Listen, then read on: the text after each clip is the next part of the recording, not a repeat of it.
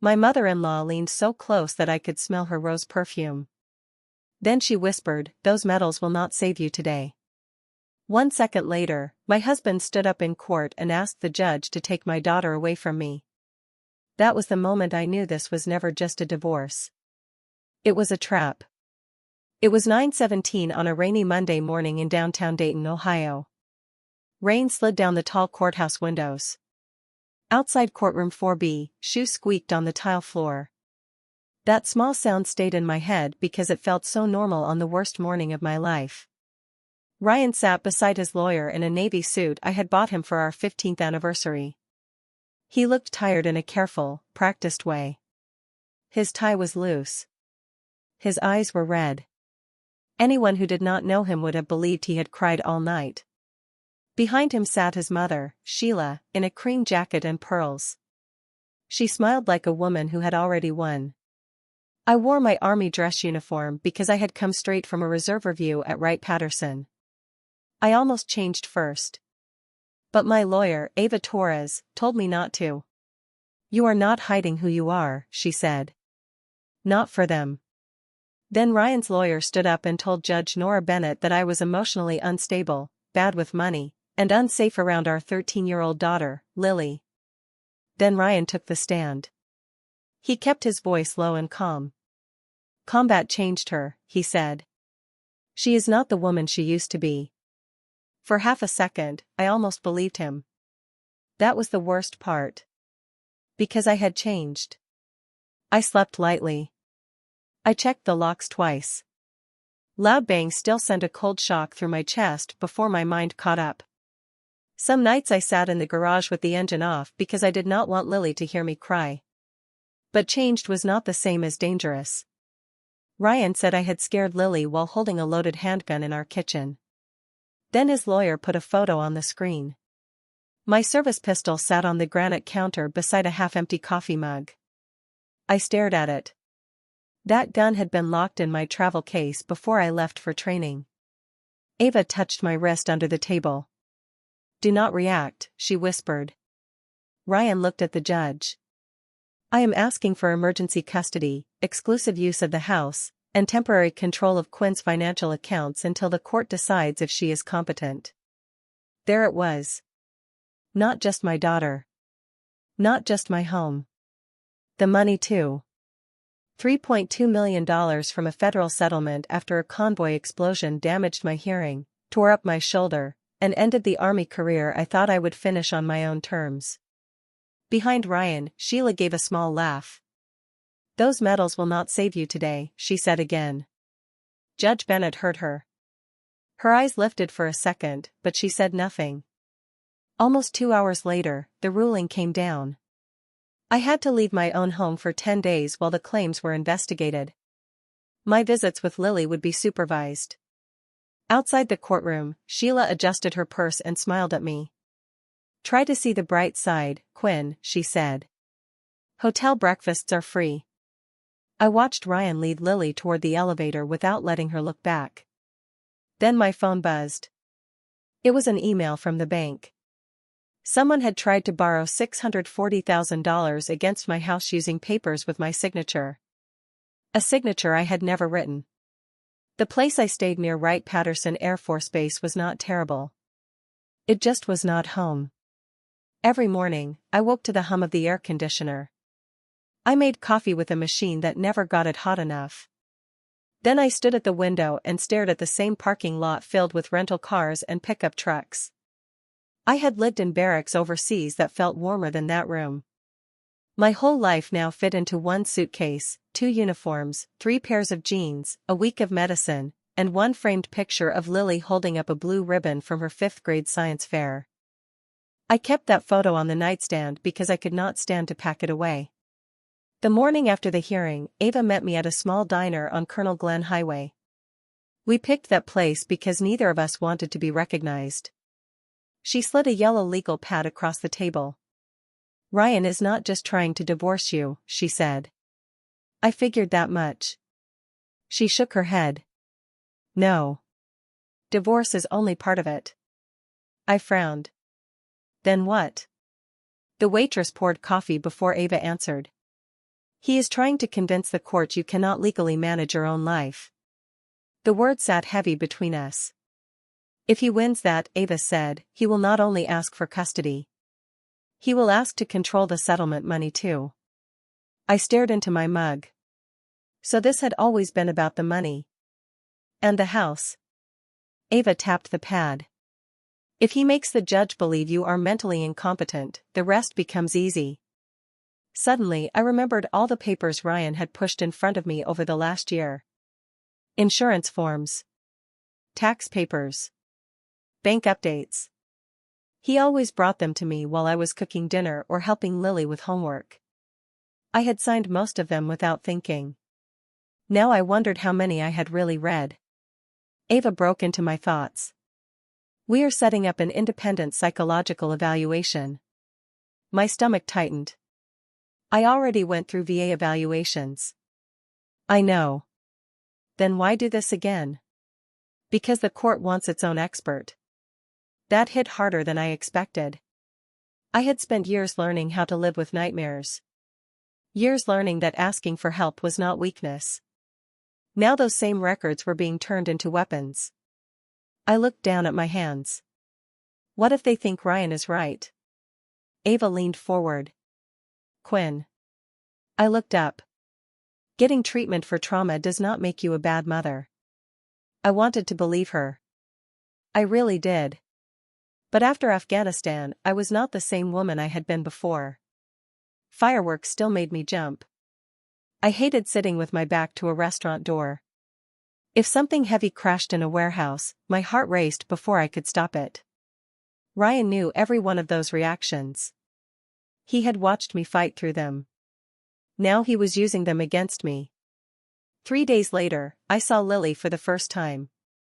The visit happened inside a Panera in Centerville. A court supervisor sat 3 tables away pretending to read a magazine. Lily barely touched her grilled cheese. She looked older than 13. Maybe sadness does that to children. Hi, sweetheart. Hi. Silence fell between us. I asked about school. She answered in one-word replies. Then she surprised me. Dad said you pointed a gun at him. The air left my lungs. No. She looked confused. He showed me a picture. I know. Then why was the gun on the counter? I closed my eyes for 1 second and thought back. The pistol had been locked before I left for training. Lily frowned. I do not understand. Neither do I. She studied my face for a long moment. For the first time since I sat down, she really looked at me. When our hour was over, she hugged me. The hug lasted maybe 2 seconds. But it was enough. Enough to remind me she was not gone. Not yet. That afternoon, Ava called. I spoke with the mortgage company, she said. They received a quitclaim deed giving Ryan part of your ownership in the house. What? They believe you signed it. I never did. I know. She paused.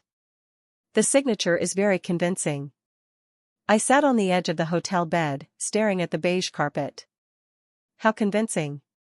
So convincing, she said softly, that if you had not been at army training in Fort Knox the day it was signed, I would be worried. I gripped the phone harder. Ryan had not suddenly decided to leave me. He had been planning this. 4 months. Maybe longer. And I was only now seeing how carefully he had built the trap. The first time Ryan and I walked into our house in Beaver Creek, we carried only a tape measure and 2 folding lawn chairs. The hardwood floors were scratched. The kitchen wallpaper looked like it had survived the 1970s. The backyard was mostly weeds. I loved it anyway. My father had died the year before, and the small inheritance he left me became the down payment. Ryan and I agreed the house would stay in my name because the money came from my family. At least, that was what we agreed back then. It is strange how people remember promises once millions of dollars appear. 2 days after my visit with Lily, Ava and I drove to the county recorder's office. The clerk handed us copies of every paper tied to the property. I flipped through page after page until I found it. The quitclaim deed. My signature was there. Quinn Marie Carter. It even had my little curl on the final R. If I had not known better, I would have sworn I signed it myself. Ava looked at it for almost a full minute before she spoke. This was not done by an amateur. You think Ryan forged it? I think someone did, she said. And we are going to prove it. Back at her office, she started asking questions I had not even thought to ask. Who knew your signature? Ryan. Who handled most of your financial papers? Usually Ryan. Who had access to your old army records, tax returns, passport papers? I let out a slow breath. Ryan. Everything came back to him. That same afternoon, Ava called the real estate agent whose name was on some of the paperwork. The woman sounded nervous the second she answered. I did not know there was a problem, she said quickly. I was told Mrs. Carter had already agreed to sell. Ava put the call on speaker. Who told you that? My client, Mr. Carter. The woman hesitated. He said his wife did not like handling paperwork because of. She stopped. Because of what? Ava asked. He said combat affected her memory. I shut my eyes. Ryan had not only lied in court.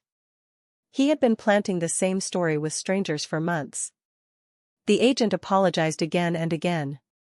Then she sent every email Ryan had sent her. One file made my stomach turn. A power of attorney. Supposedly signed by me. Giving Ryan authority to sell the house. I pushed my chair back. That is fake. I know, Ava said. But fake papers leave real trails. For the first time in days, I felt a small flicker of hope. That evening, I stopped at a Kroger on North Fairfield Road to buy groceries for the hotel. In the produce section, I heard someone call my name. Quinn? It was Susan, my old neighbor. We had lived across the street from each other for nearly 10 years. She smiled, but there was something stiff in her face. I have been meaning to tell you something, she said carefully. What? She lowered her voice. I heard you have been struggling. I knew exactly where she had heard that. I am doing fine. She nodded too fast. Well, Ryan said you have had a hard time since the army. There it was. His story had already spread through the neighborhood. I could have defended myself. I could have argued. Instead, I gave her a small smile. I have a lawyer. Susan blinked. I think Ryan should get one too. For a second she just stared. Then she laughed. Not because it was funny. Because she suddenly realized she might not know the truth. The next afternoon, I saw Lily again. This time we sat outside on a bench near the green. People walked by with shopping bags and coffee cups. Lily picked at the sleeve of her sweatshirt. Grandma has been buying new curtains, she said. I frowned. For your room? She shook her head. For yours. She said after the divorce, she is turning it into Dad's office. Something tightened inside my chest. It was not just anger. It was certainty. They were not hoping to win. They thought they already had. As our visit ended, Ava's name flashed across my phone. I answered fast. Please tell me you have good news. I do, she said, and she sounded almost excited. The video expert finished studying Ryan's kitchen footage. I stopped walking. And? It was edited together from 3 different videos. The world around me seemed to stop. What about the missing part? Ava smiled. I could hear it in her voice. The missing part shows you telling Ryan to move away from the kitchen door over and over. The story he built was cracking. He just did not know it yet. If you asked anyone in our neighborhood who the better parent was, many would have said Ryan. He coached Lily's softball team for 2 seasons. He grilled burgers at block parties. He remembered birthdays. He smiled at cashiers. People trust a man who looks dependable. They do not always see what happens behind a front door. 2 weeks after the first hearing, Ryan gave his deposition. Ava and I sat across from him in a conference room over downtown Dayton. A court reporter typed every word while a ceiling fan hummed overhead. Ryan wore another dark suit. This one was new. I wondered if he had bought it with the home equity money he took using my forged signature. His lawyer started with simple questions. "Mr. Carter, why did you file for divorce?" Ryan lowered his eyes. "I love my wife." Even Ava almost rolled her eyes. "I still do," he said softly. "But the woman I married is not here anymore." He chose each word with care. Quinn became forgetful. He did not mention those missed appointments usually came after nights when shoulder pain kept me awake. She became paranoid. He did not mention I had caught someone trying to break into our garage the winter before. She started making irrational decisions. By irrational, he meant buying extra canned food and bottled water before a February ice storm that knocked out power across half the county. I wanted to interrupt. I stayed still. Ava had warned me. Let him keep building his own house of cards. Then Ryan told the restaurant story. He described a night at Texas Roadhouse when someone dropped a tray of dishes. "What happened?" his lawyer asked. "My wife dove under the table."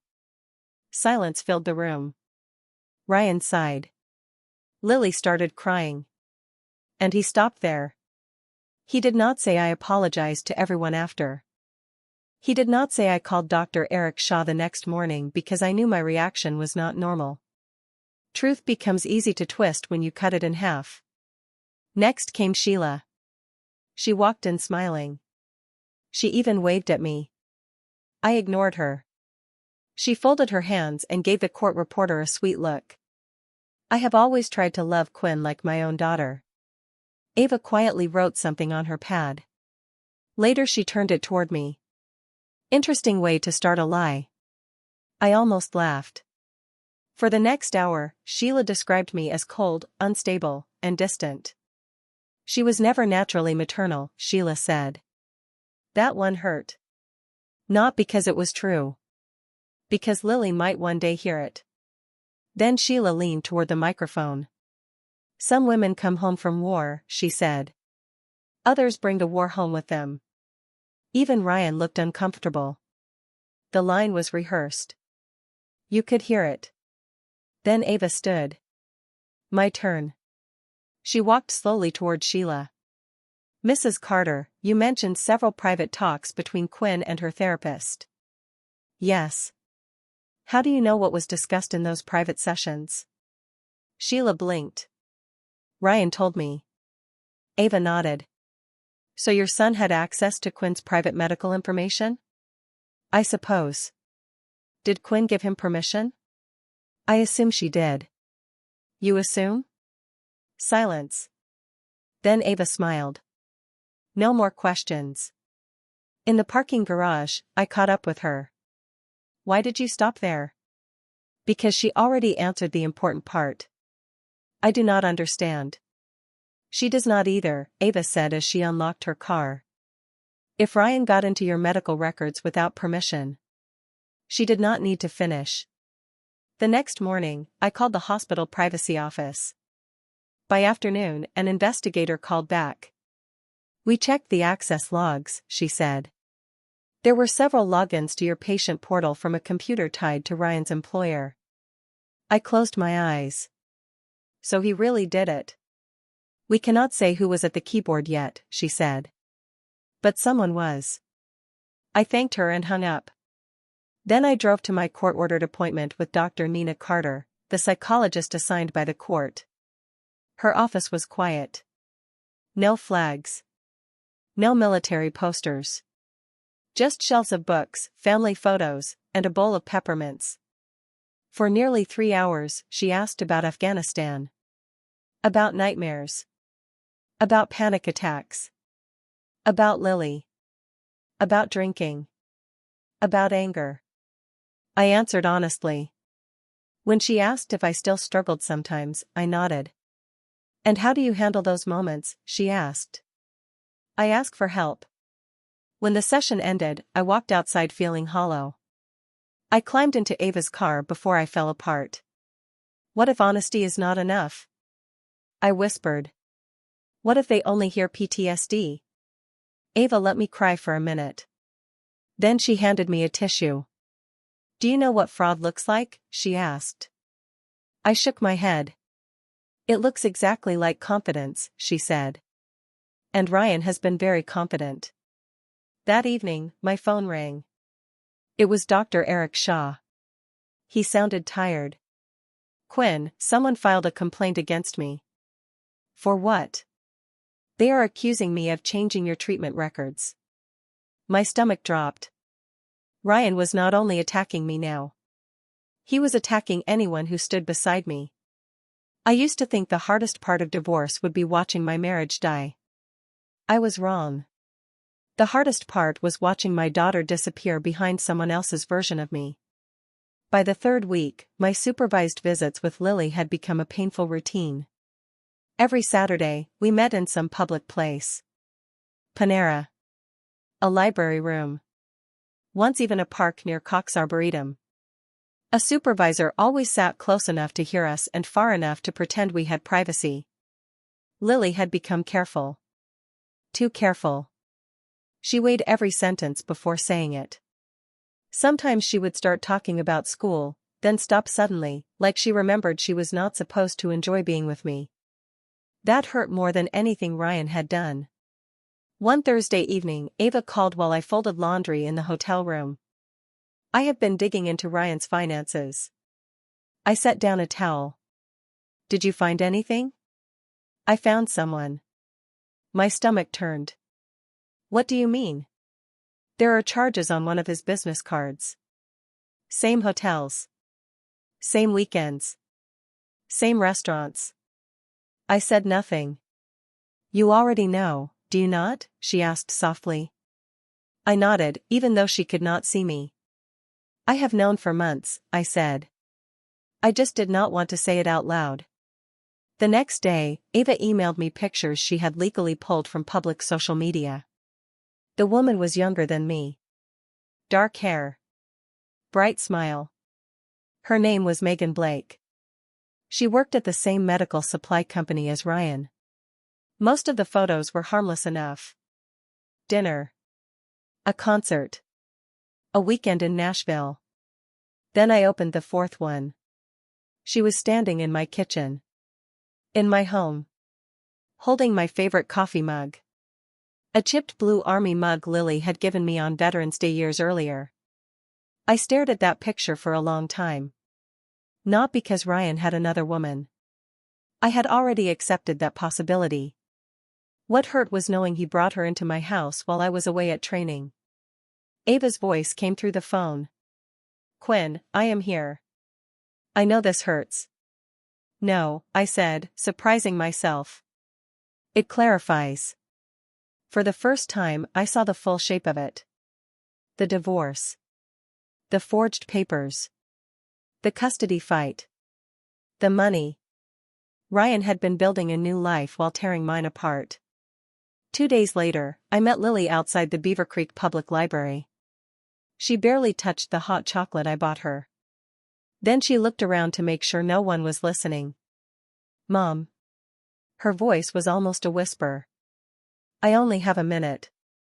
My heart started pounding. What is it? Dad and Grandma keep talking about something called Operation Clean Sweep. I frowned. What is that? I do not know. But Grandma keeps saying they are almost done. A cold feeling moved through me. Do they say anything else? They fight about money, Lily said. And deadlines. I stayed quiet. She needed space to say it her own way. Then she swallowed hard. Grandma made me practice answers. I froze. What answers? For the lady from court. The guardian? Lily nodded. She said if they ask whether you scare me, her eyes filled with tears. I should say yes. I reached toward her, then stopped when I saw the supervisor glance up. I did not want to lie, Lily whispered. I know. But Grandma said if I did not help, she could not finish. I handed her a napkin and waited. After a moment, she looked up again. I found something. What? Dad has an old iPad in his desk. It records everything. I blinked. What do you mean? It was still linked to his phone. There are voice recordings. My pulse jumped. Can you send them to me? She shook her head fast. Dad checks my phone. We sat in silence. Cars moved along North Fairfield Road. Someone laughed near the library door. The world kept going like this was a normal day. Then Lily looked right at me. Mom. Yes? Grandma keeps saying that once they get your money, she stopped, then forced the words out. Nobody can make them give it back. And in that moment, everything changed. Lily was not pulling away from me. She had been trapped in the middle the whole time. And somehow, my 13-year-old daughter had become the most important witness in the case. I did not sleep much after that. Not because I expected some dramatic confession on that iPad. Because I was scared Lily would get caught trying to help me.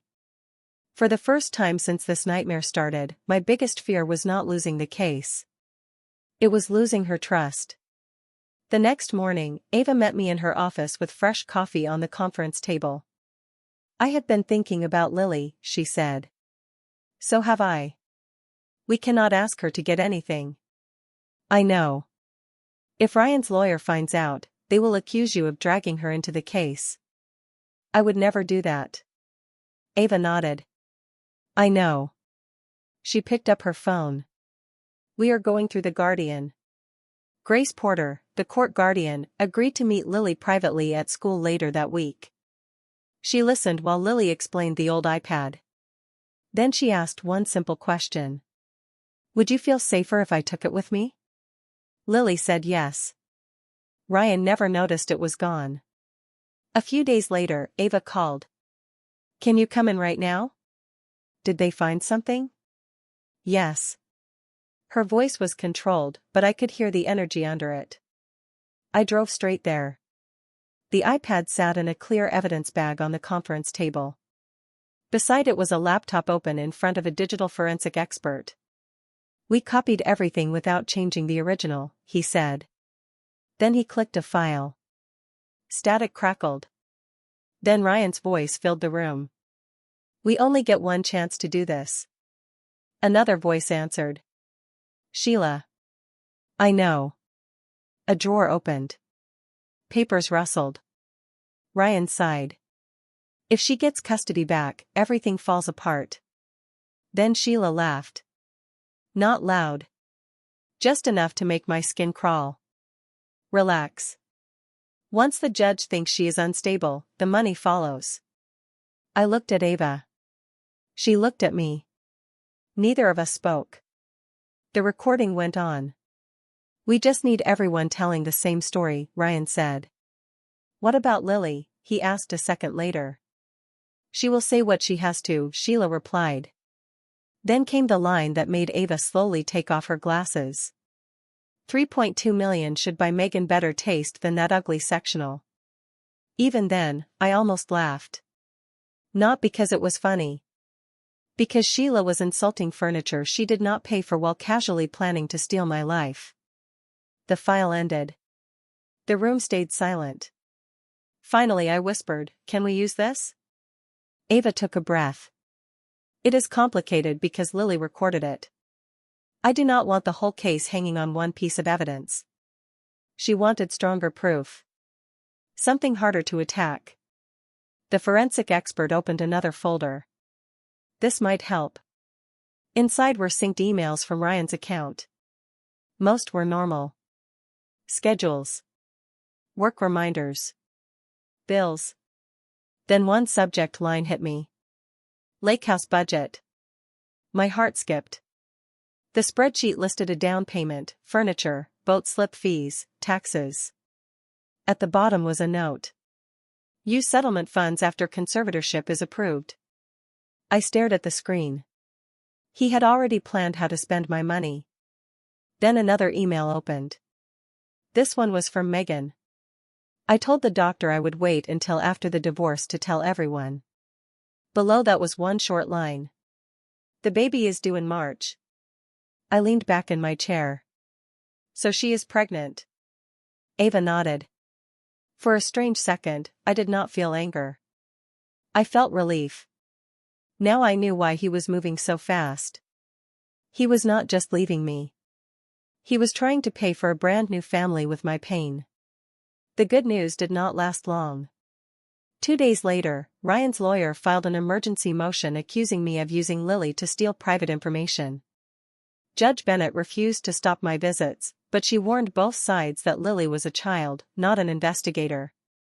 Those words hurt because they were true. Lily should never have carried this. Then another call came. Martin Cole, the forensic accountant Ava hired. I traced the money, he said. What money? The home equity loan. I held my breath.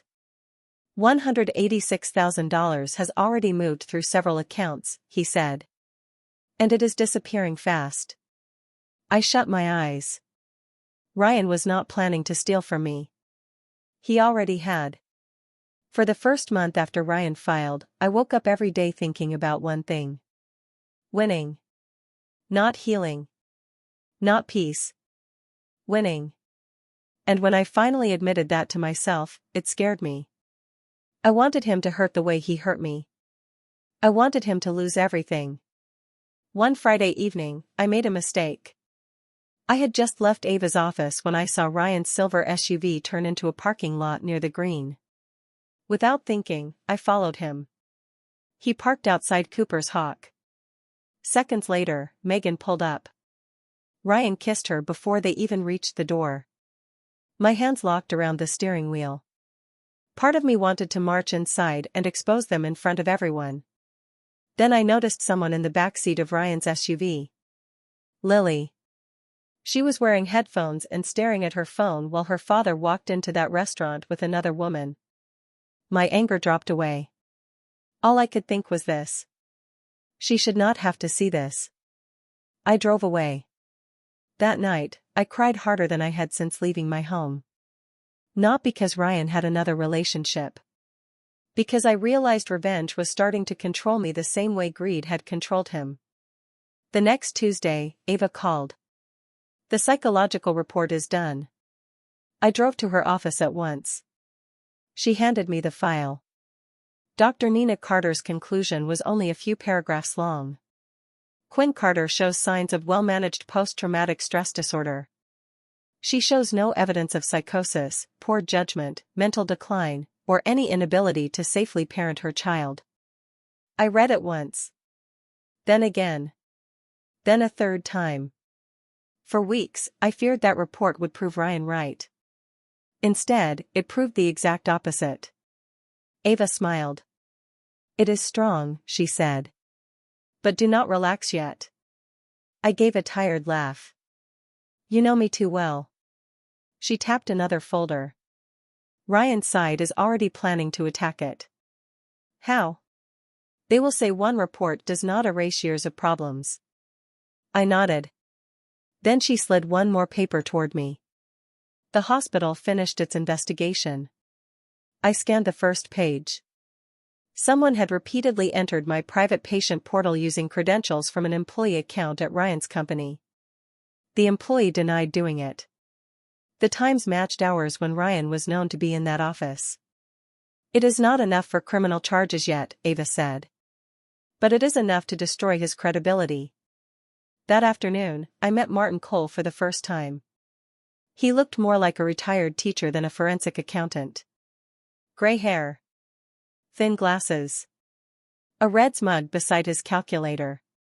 He spread bank papers across the table. I found your money. I leaned in. The $186,000? He nodded. It did not disappear. It moved through 3 accounts. Then he circled one line. $42,000. The payee was Sheila Carter. The description said caregiving services.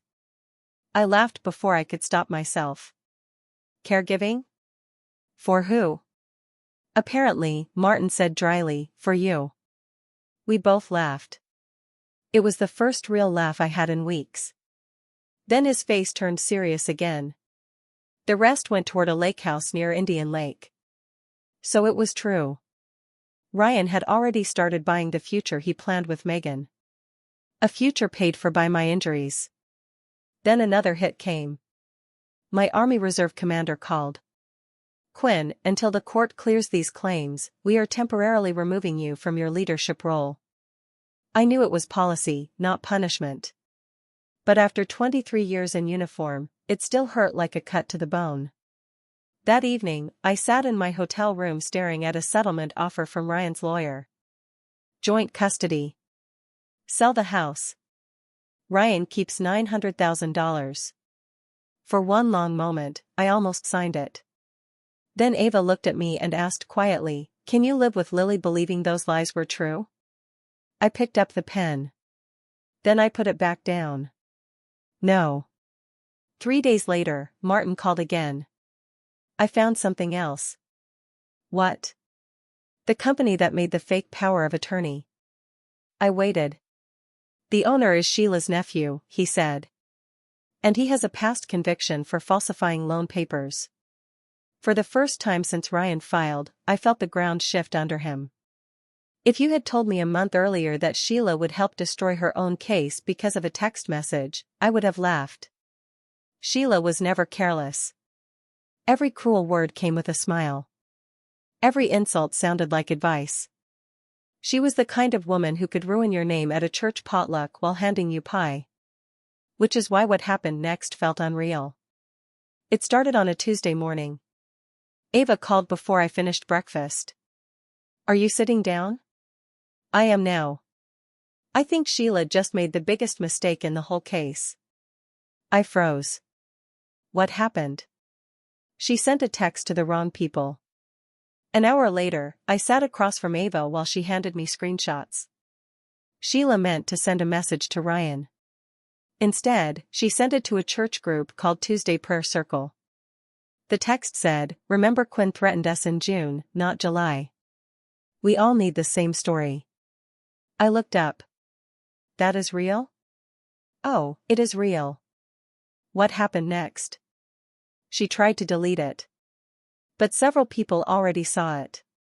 One of them was Ruth Collins, a retired court reporter. The second Ruth read the message, she took screenshots before Sheila deleted it. Then she called Ava. For the first time in weeks, someone outside my world had stepped forward simply because the truth mattered. A few days later, Sheila was questioned about the message. She smiled the same old smile. "Oh goodness," she said with a laugh. "That had nothing to do with Quinn." Ava raised an eyebrow. No? No. It was about our community theater. I nearly choked. Ava did not even blink. Community theater? Yes. We were practicing lines. Ava opened another file. "Mrs. Carter, is it true your church has not had a theater program in years?" For 1 second, Sheila's smile broke. Then she tried to recover. "I may be mixing up dates." Ava thanked her and stopped. Later she told me why. "When liars keep talking, we let them." Then another shock came. Megan asked to meet. Not with me. With Ava. I did not think I wanted to hear anything she had to say. But Ava convinced me. "You do not have to forgive her," she said. "But listen." The meeting happened in Ava's office. Megan looked worn out. She twisted a paper cup in her hands. "I did not know," she said, voice shaking. "I swear I did not." She said Ryan told her we were already separated. That the divorce was only delayed because of paperwork. Then she saw public records about the custody hearing, and everything started to fall apart. "He asked me to lie," she said. "About what?" Ava asked. "When our relationship started." Megan looked down. "And about the baby." The room went quiet. For the first time, I saw someone else Ryan had manipulated too. It did not erase the affair. But it changed the way I saw her. That same afternoon, Ryan's first lawyer filed papers asking to leave the case. The judge allowed it. Even his own lawyer no longer trusted him. That weekend, Lily came to stay with me. For the first time in months, no supervisor sat nearby. No one watched the clock. We ordered frozen pizza, spread an old blanket across the living room floor of my house, and watched Jeopardy together. Halfway through dinner, Lily looked at me. "Mom? Yeah? Are you mad at me?" I reached across the pizza box and held her hand. "No, sweetheart." My throat tightened. I am angry that grown adults asked a 13-year-old girl to carry secrets that never should have been hers. For the first time since all this started, Lily smiled back. The final hearing began on a gray Thursday morning in early November. Downtown Dayton was still waking up when Ava and I walked into the Montgomery County Courthouse just after 8. People rushed by with coffee cups and umbrellas. Lawyers stood in small circles reading notes one last time. I had barely slept. Not because I feared losing. Because by the end of the day, only one version of the truth would survive. I prayed it would be mine. Lily was not there. Judge Bennett decided she should stay at school. I was grateful. She had already carried too much. Ryan arrived 10 minutes later. His confidence was gone. He had hired a new lawyer, Victor Hale, after the first one left. Victor was known for being aggressive, but even he looked uneasy sitting beside Ryan. Sheila still wore pearls. She still smiled in the hallway. She still acted like she belonged there. Court began at 9 sharp. Judge Bennett looked around the room. "Counsel, let us finish this." Ryan testified first.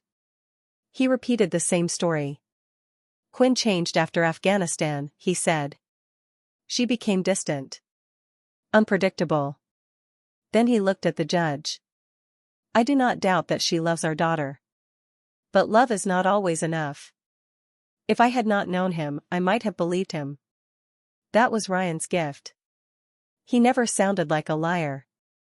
He sounded like a worried husband. Then Sheila took the stand. "I have only ever wanted what is best for my granddaughter," she said. Ava let her finish. Then she rose. "Mrs. Carter, do you recognize this?"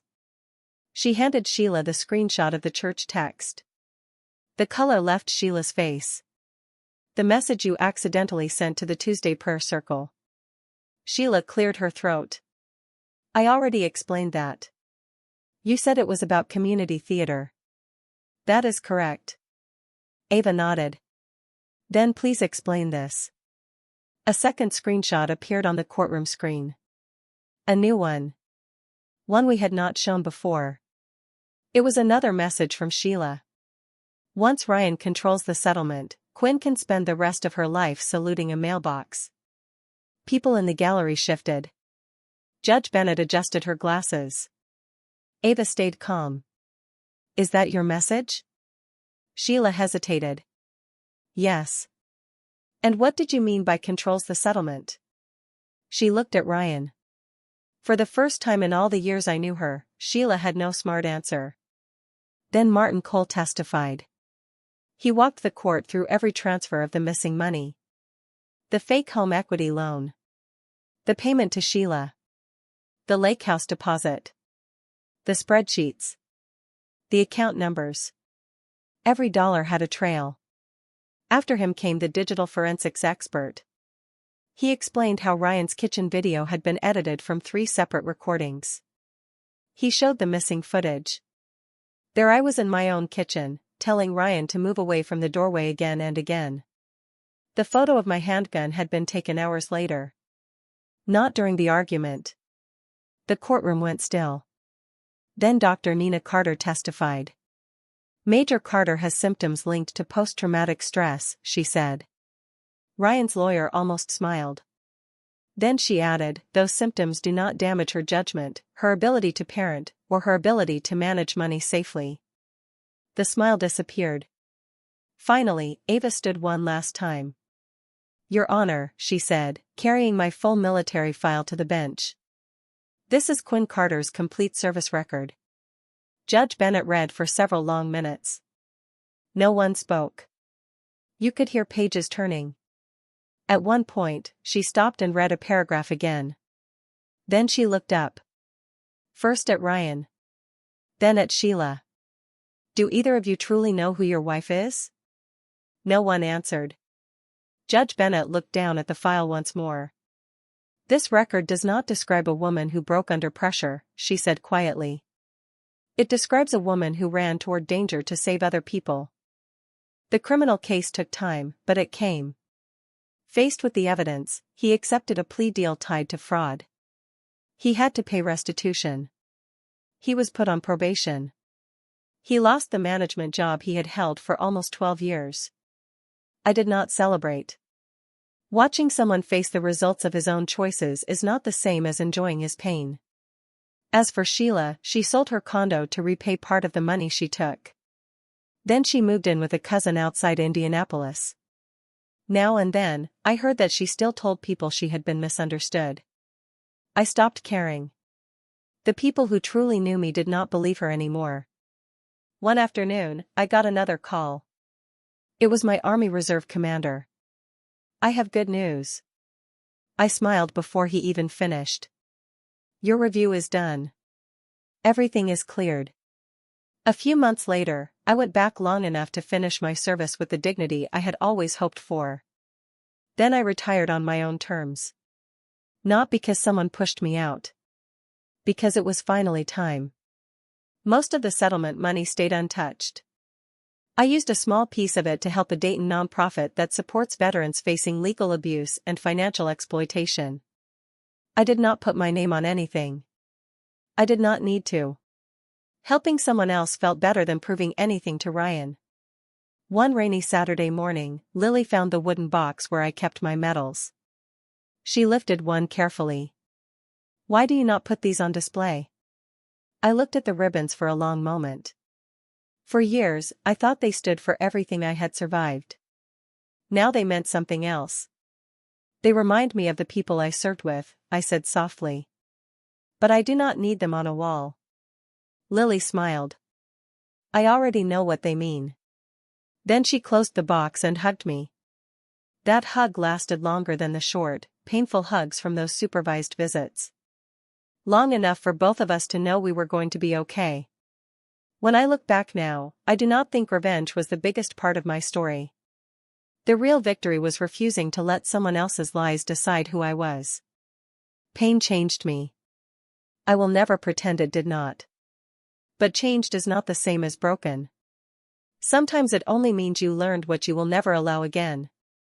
And if this story stayed with you, if it made your heart hurt and heal at the same time, then thank you for being here with Twisted Family Revenge Stories. Take care of yourself. And protect the people who truly earn your trust. The end.